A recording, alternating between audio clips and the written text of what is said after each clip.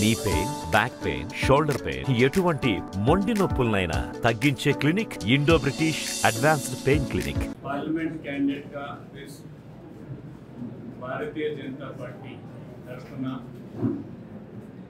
తెలుగుదేశం తరఫున, జనసేన తరఫున నన్ను పోటీ చేయమని కోరిన నా పార్టీ పెద్దలందరికీ నా హృదయపూర్వక వందనములు. ఈరోజు మేము జయరాం రెడ్డి గారు, అమల్పల్లి క్యాండిడేటు, జయచంద్రారెడ్డి గారు, బాబు అసలు పేరు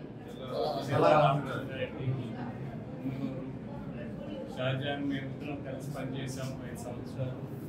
కిషోర్ కుమార్ రెడ్డి, రాంప్రసాద్ కూడా వాళ్ళ తండ్రితో పనిచేశారు, చిన్నతో పనిచేశారు. మేమందరం కలిసికట్టుగా రాజంపేట క్యాండిడేట్ నిర్ణయించారు అయినాడు కాబట్టి మేమందరం కలిసికట్టుగా ఏ విధంగా రాజంపేట పార్లమెంట్లో అందరు ఎమ్మెల్యేలు గెలుస్తూ పార్లమెంట్ ఏ విధంగా గెలిచాలో వ్యూహరచన చేసేదానికి ఈరోజు మీ ముందరికి రావటం జరిగింది. ఇక్కడ జరిగిన ఈ 5 ఏళ్ళు ఏ విధంగా జరిగింది నాకంటే మీకే బాగా తెలుసు. నేను ముఖ్యమంత్రిగా రాజీనామా చేసిన తర్వాత 14 తర్వాత 9 ఎలక్షన్ తర్వాత ఈరోజు మళ్ళా ఎలక్షన్ నిలబడుతున్నానంటే కేవలం ఈ అరాచకాన్ని, ఈ కరప్షన్ని, వీళ్ళని మట్టి కనిపించేదానికే నేను పార్లమెంట్ పోటీ చేయడం జరుగుతా ఉంది.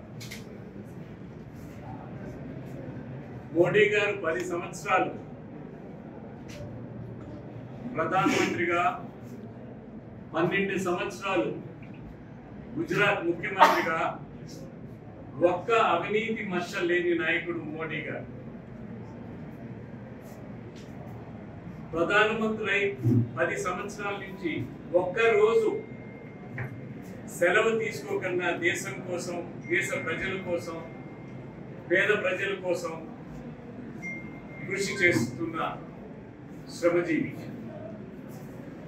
ఇక్కడే కాదు, ప్రపంచవ్యాప్తంగా భారతీయులంటే గర్వపడే విధంగా, భారతదేశ పౌరులంటే వాళ్ళు తలెత్తుకునే విధంగా ప్రపంచ దేశంలో ప్రతి దగ్గర కూడా ఆయనకు అంత గౌరవం తీసుకొని రావడం జరిగింది.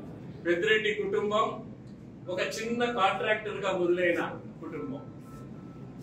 ఆయన రాజకీయాల్లోకి వచ్చినాక బినామీ పేర్లు పెట్టి ఆ కంపెనీలు చేస్తున్న కాంట్రాక్టులు పని మొదలు పెట్టారు. ప్రభుత్వంలో ఉంటూ, ప్రభుత్వంలో భాగస్వామ్యం అవుతూ, రాజకీయాల్లో భాగస్వామ్యం అవుతూ, వాల్యుయేషన్ ని తారుమారు చేస్తూ, మ్యానిపులేట్ చేస్తూ, లేక డబ్బు సంపాదనే, రాజకీయాన్ని డబ్బు సంపాదన కోసమే ఆయన పూర్తిగా వినియోగించుకున్న వ్యక్తి పెద్దిరెడ్డి రామచంద్రారెడ్డి గారు, మిథున్ రెడ్డి గారు, లేక ద్వారకనాథ్ రెడ్డి గారు. వీళ్ళు మొట్టమొదట ప్రజలను హింసించలేదు. కాంట్రాక్ట్స్ ద్వారా డబ్బులు సంపాదన అంటే ప్రభుత్వాన్ని మాత్రమే మోసం చేస్తా వచ్చారు. ప్రభుత్వాన్ని ఎట్లా కొల్లగొట్టాలి, మ్యానిపులేట్ ఎట్లా చేయాలి, బిల్లులు ప్రజలకు నొప్పి తగలేదు. కానీ ప్రజాధనాన్ని దుర్వినియోగం అయితే వచ్చింది. అది 19 వరకు ఆ దశ జరిగింది. ప్రభుత్వంలో ఉన్నా, పక్కనున్నా. దాని తర్వాత ఏం చేస్తా వచ్చారు, ప్రజలకు సంబంధించిన అంశాలు కూడా, పాలు, మామిడి పండ్లు, ఈ రేట్లు కూడా రైతులకు అన్యాయం చేసే విధంగా, మోసం చేసే విధంగా, రైతులు డబ్బు కొట్టే విధంగా చేస్తా వచ్చారు.